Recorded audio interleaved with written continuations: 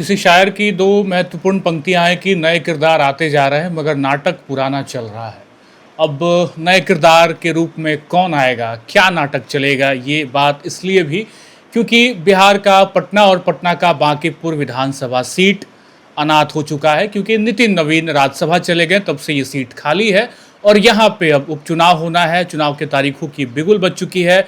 30 जुलाई वो तारीख है जब मतदान होगा और 3 अगस्त को चुनाव का परिणाम आ जाएगा। तो ऐसे में ये चर्चा भी बहुत तेज़ है कि आखिर इतनी जल्दी चुनाव की तारीखों का ऐलान कैसे हो गया। आज 2 जुलाई और महज 28 दिन बाद वोटिंग होनी है। अभी तो तैयारियों की सुगबुगाहट भी बहुत धीमी धीमी थी, लेकिन इन सब के बीच ये क्या नई चाल है और किस तरीके से अब इस डेट के राजनीति को डिकोड किया जाए कि वाकई बीजेपी ने क्या प्लानिंग करके अपने सीट को देखा, जनसुराज किस तरीके से अपनी प्लानिंग कर रही है बांकीपुर को लेके, और बाकी पार्टियां क्या कुछ प्लानिंग कर रही हैं बांकीपुर को लेके। इन सब के बीच तारीख तो आ चुकी है। हमारे बीच हमारे साथ रामबंधु वत्स सर हैं, राजनीतिक विश्लेषक हैं, लगातार हम सर से बातचीत करते आए हैं।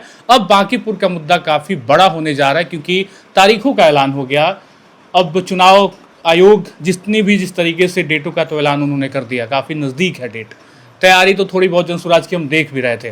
बीजेपी की तैयारी तंदुरुस्त है, आरजेडी कैंडिडेट उतारेगी भी कि नहीं, ये भी बड़ा सवाल है। इन सब के बीच इतनी तेजी में चुनाव होना कैसे देख रहे हैं आप?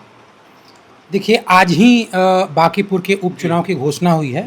बिहार, मध्य प्रदेश और गुजरात 3 राज्यों में 3 सीटों पे उपचुनाव होने हैं।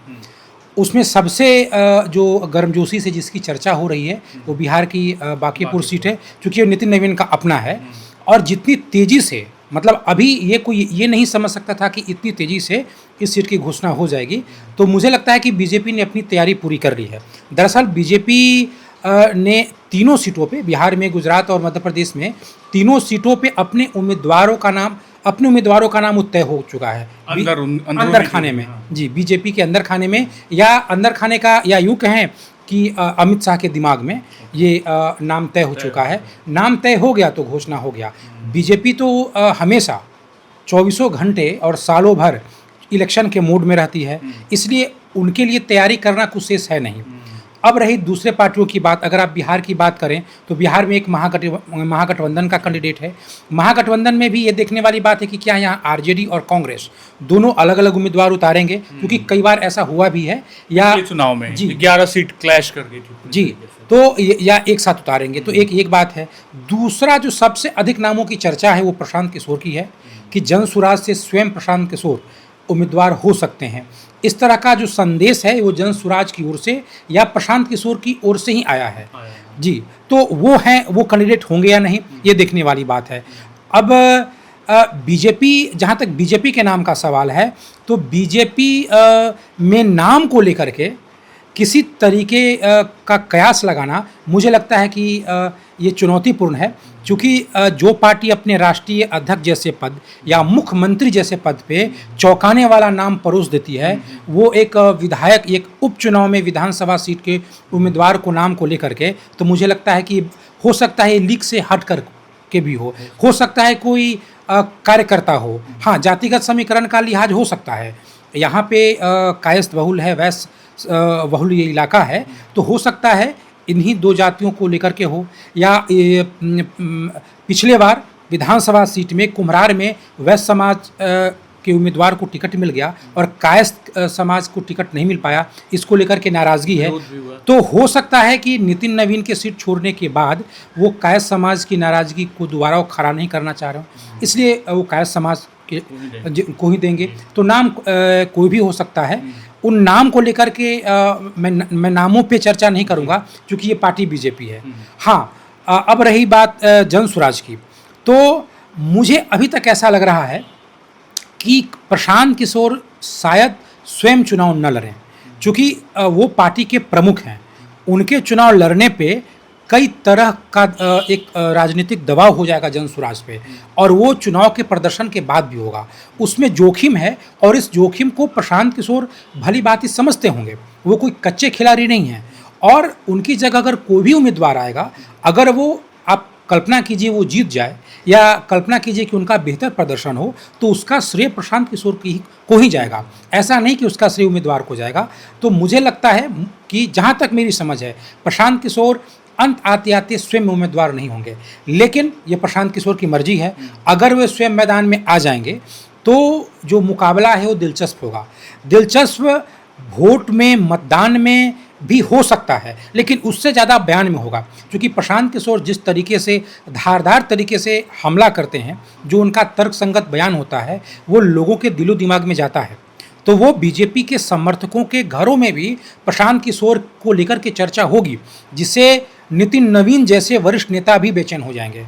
ये मतलब ऐसा नहीं है कि चलिए वो बांकीपुर गढ़ है, लेकिन ऐसा नहीं है, गढ़ में भी कई पार्टियां हारी हैं।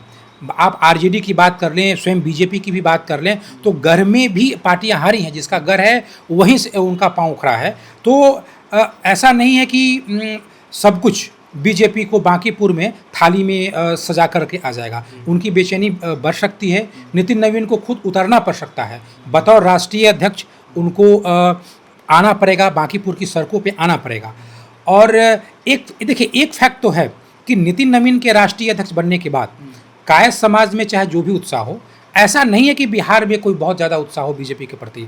और बीजेपी को लेकर के जिस तरीके से अभी खुद बीजेपी के खेमे में भी, बीजेपी के अंदर भी जिस तरीके से आंतरिक कलह है, इससे भी निपटना एक बीजेपी के लिए चुनौती होगी। मैं ऐसा इसलिए कह रहा हूँ क्योंकि देखिए, अमित शाह ने कई राज्यों में नए लोगों को मुख्यमंत्री बनाया, लेकिन वहाँ की जो राज्य बीजेपी इकाई के जो नेता हैं, वो अपने मुख्यमंत्री की कभी भी बयानों से घेराबंदी नहीं किए हैं। बिहार इससे बिल्कुल अलग है। बिहार में बीजेपी के नेताओं के द्वारा भी इस तरीके से बयान बरबस आते रहते हैं, चाहे वो सुशासन का मसला हो, चाहे वो भरत तिवारी के इनकाउंटर का मसला हो, कोई भी मसला हो, जिससे अपने ही नेताओं के द्वारा सम्राट चौधरी गिर जाते हैं। तो चूँकि अब मुख्यमंत्री जैसे पद पे आसीन व्यक्ति भी अगर अपने नेता से गिरते हैं, तो क्या उसका प्रभाव वोट पे भी पड़ेगा? जो बीजेपी का नाराज खेमा है, वो क्या बांकीपुर उपचुनाव को प्रभावित कर पाएगा? ये बीजेपी के लिए एक चैलेंज है, और मैं इसे एक जेन्युइन चैलेंज मानता हूँ। कैंडिडेट के तौर पे तो चैलेंज की हमने बात कर ली, थोड़ा सा हम लोग जातीय समीकरण को भी समझ लें, क्योंकि ये टफ तो होने जा रहा है बीजेपी के लिए भी। जैसा कि आप कह भी रहे हैं कि थाली में सब कुछ परोसा नहीं मिलेगा। गढ़ में भी बहुत कुछ हुआ है, आरा में ही आर के सिंह हारे बीजेपी के ही टिकट पे, उसके बाद तो अलग तरीके से ही खेल हो गया। यूपी में मनोज सिन्हा हारे बीजेपी के कद्दावर नेता, फिर उनको कश्मीर भेजा गया। तो ऐसी चीज़ें तो हुई हैं। कई बीजेपी के दिग्गज हारे हैं, अटल जी खुद अपने चुनाव को हार चुके हैं। तो ये तो बहुत टफ होता है इलेक्शन को प्रेडिक्ट करना। लेकिन हम थोड़ा सा जातीय समीकरण को समझें कि क्या जनसुराज उस नज़रिए से भी देख रही है सीट को, या फिर सिर्फ बीजेपी ही कायस्थ वाले प्लान को समझ पाएगी? देखिए, जो वहाँ का जो जातिगत समीकरण है, उस समीकरण के लिहाज से बीजेपी के लिए वो फिट बैठती है, और यही कारण है कि वो बीजेपी का गढ़ बन गया। अभी भी देखिए, 2008 में परिसीमन हुआ था। उस परिसीमन में दानापुर का कुछ हिस्सा काट करके आया बांकीपुर में, और बांकीपुर का कुछ कायस्थ बहुल इलाका था वो चला गया है कुम्हरार में। तो दानापुर का जो हिस्सा आया वो यादव क्षेत्र था, जिसमें आप मंदिरी आदि का जो क्षेत्र है वो आता है। तो इस तरीके से यहाँ की जो जातिगत समीकरण है बहुत ही रोचक है। ये माना जाता है, ये सच्चाई भी है कि कायस्थ बहुल इलाका है, लेकिन कायस्थ के बाद यहाँ पे उससे थोड़ा ही कम यादव है। यहाँ पे यादव की भी अच्छी खासी संख्या है। उसके बाद यहाँ पे वैश्य समाज सर्वाधिक है। वैश्य समाज, खासकर रौनियार बनिया जो हैं, उनकी बहुतायत है यहाँ पे। और वैश्य और कायस्थ, ये दो के समीकरण, ये दो जाति एकजुट बीजेपी के पक्ष में हो जाते हैं। यही कारण है कि बीजेपी का एक गढ़ बन गया। इसके अतिरिक्त सामान्य जातियों में जैसे भूमिहार है, ब्राह्मण है, ये भी एक जाति है, लेकिन इनसे ज़्यादा राजपूत समाज के लोग यहाँ पे रहते हैं। यहाँ पे मल्लाह समाज के भी लोग हैं। यहाँ लगभग 16% मुसलमान भी हैं। तो इस तरीके से काफ़ी लोग यहाँ पे हैं, और यादव भी हैं। लेकिन नितिन नवीन का अपना जो प्रभाव है वो मंदिरी आदि तरफ जो यादव हैं वहाँ भी है, और जो वैश्य समाज है वो एकजुट रहा बीजेपी के पास हमेशा, और कायस्थ तो है, कायस्थ नितिन नवीन के कारण रहा भी। तो इस तरीके से, और जो गैर कायस्थ सामान्य जातियाँ हैं, भूमिहार है, ब्राह्मण है, राजपूत हैं, ये भी अब तक बीजेपी के साथ रहे हैं। तो इसलिए बीजेपी के लिए आसान रहा। आसान इसलिए रहा कि 2015 में जब आरजेडी और जदयू दोनों एक साथ चुनाव लड़ रहे थे, तो भी यहाँ से नितिन नवीन जीत गए थे। उस समय बीजेपी अकेली थी। लेकिन इस बार जो वैश्य समाज है, इस बार दो फैक्टर है। एक सवर्ण समाज की जो नाराज़गी है, जिसमें राजपूत समाज, ब्राह्मण समाज और भूमिहार समाज, इन लोगों की नाराज़गी हमेशा देखी जा रही है। खासकर अगर आप भरत तिवारी के एनकाउंटर की बात करें तो वो जो वोट बैंक है वो खिसक सकता है, वो बीजेपी के लिए चुनौती है। दूसरा वैश्य समाज, जो वैश्य समाज है, देखिए नितिन नवीन को राष्ट्रीय अध्यक्ष बनाया गया, ये पुरस्कार तो कायस्थ समाज को मिला। वैश्य समाज कहाँ है? वैश्य समाज तो आज तक नितिन नवीन को वोट देता आया है, लेकिन उनके राष्ट्रीय अध्यक्ष बन जाने से वैश्य समाज कोई उत्साहित तो है नहीं। दूसरी बात है कि अगर जो भी कैंडिडेट आएगा, वो कैंडिडेट कहीं ऐसा तो नहीं कि वो नितिन नवीन के कद के आगे उसका कद बौना हो जाए, तो वो डमी की तरह हो जाए। और मेन जो बांकीपुर के विकास या बांकीपुर से संबंधित जो कार्यों में जो प्रभाव हो वो नितिन नवीन का हो। और नितिन नवीन का कद इतना बड़ा हो गया कि वो आम लोग नितिन नवीन से पहले की तरह मिल नहीं पाएंगे, तो आम लोग तो बैकफुट पे आ जाएंगे। जो लॉबी नितिन नवीन के इर्द गिर्द का होगा वो बांकीपुर में हमेशा प्रभावशाली होगा। यहाँ तक कि जो बांकीपुर का विधायक होगा, जो भी विधायक बनेगा, जो बीजेपी का उम्मीदवार होगा, वो चुनाव जीत के विधायक बन जाएगा, वो भी उतना प्रभावशाली हो पाए या ना हो पाए जितना कि नितिन नवीन के इर्द गिर्द के लोग हो पाए। ऐसे में कहीं बांकीपुर की जो जनता है वो बैकफुट पे तो न चला जाए। तो ये एक चुनौती है जनता को ब्रीफ करना। कोई भी बड़ा नेता जब अपना सीट छोड़ता है तो वो स्थिति वहाँ पे कई चुनौतियाँ पैदा होती हैं। मतलब ऐसा नहीं है कि बिल्कुल आसान है। ऐसे में प्रशांत किशोर जैसा व्यक्ति, चूँकि देखिए प्रशांत किशोर खुद खड़ा हो न हो, लेकिन वो कैंपेन तो कर रहे हैं, वो घूम तो रहे हैं, वो बयान तो दे रहे हैं। तो इस तरह की जो बातें हैं कि नितिन नवीन आपसे दूर हो गए, इसका मतलब कि आपका विधायक आपसे दूर होगा, जो भी विधायक होगा वो डमी होगा, तो इस तरह की बातें प्रशांत किशोर लोगों को समझा सकते हैं, उनमें इतनी क्षमता है, इसलिए चुनौतीपूर्ण है। बिल्कुल, तो अब मुझे लगता है कि जनसुराज के लिए भी चुनौतीपूर्ण होगा। लेकिन एक आखिरी टिप्पणी, वैश्य या फिर मुस्लिम, गेम चेंजर कौन साबित होगा इस सीट के लिए? निश्चित रूप से वैश्य समाज ही गेम चेंजर होगा। अगर वैश्य समाज में सेंधमारी हो गई तो ये बीजेपी के लिए एक तरीके से कह सकते हैं कि परेशानी का सबब हो जाएगा, या खुले शब्दों में कहें तो उनका पसीना भी छूट सकता है। वैश्य समाज अगर चला गया, अगर वैश्य समाज में 50% भी सेंधमारी हो गई तो देखिए वहाँ पे अति पिछड़े समाज के भी लोग रहते हैं। और यादव, जो बहुसंख्यक यादव है, 80% यादव आरजेडी की तरफ हैं और मुस्लिम हैं। और उसके बाद अगर वैश्य समाज में अगर सेंधमारी हो गई तो समझ लीजिए कि ये कुछ आश्चर्यजनक परिणाम भी दिख।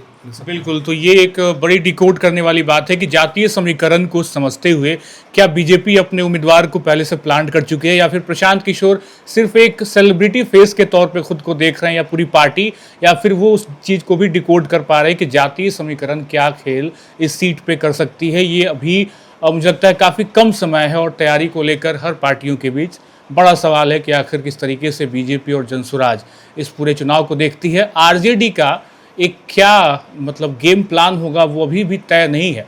बीते दिनों आरजेडी ने अपना स्थापना दिवस मनाया, हालांकि कहीं जिक्र नहीं था बांकीपुर का। देखते हैं किस तरीके से इस चुनाव को हम लोग आगे भी नज़र बनाए हुए हैं, पब्लिक ओपिनियन कर रहे हैं, लगातार बातचीत कर रहे हैं। हमारे साथ राजनीतिक विश्लेषक रामबंधु अदसर थे, बड़ी बारीकी से चीज़ों को उन्होंने डिकोड किया। फिलहाल इस वीडियो में इतना ही। आप बन रहे हैं खबर अनफिल्टर्ड के साथ। बहुत बहुत शुक्रिया।